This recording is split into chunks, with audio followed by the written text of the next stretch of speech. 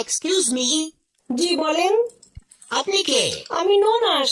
আচ্ছা, আপনাদের ননদ ননাসদের প্রিয় কাজ কি? ননাসদের আবার পছন্দের কাজ কি? ননাসদের পছন্দের কাজ হচ্ছে ভাই ভাই বইয়ের সংসারে কিভাবে গিট্টু লাগানো যায়। মাকে সারাদিন 24 বার কল দিয়ে সারাদিন ওই আজারি হুজুরের মতো ওয়াজ শোনায় মায়ের কানে। সংসারে কিভাবে পেঁয়াজ দিয়ে গিট্টু লাগানো যায়, ভাই ভাই বইয়ের কি দোষ, কোন সময় কিভাবে দোষ ধরা যায়, শুধু তাদের না, তাদের বাড়ির তাদের বাপ মার কি দোষ ধরা যায় সবকিছু আমরা মনে করিয়ে দিই। তারা বয়স্ক মানুষ, তাদের তো এত কিছু মনে থাকে না, আমরা এগুলো মনে করাই দিই তাদের কি দোষ ধরা যায়। কেন আপনারা এগুলো করে বেড়ান কেন? আপনাদের নিজেদের সংসার স্বামী সন্তান নিয়ে থাকতে পারেন না?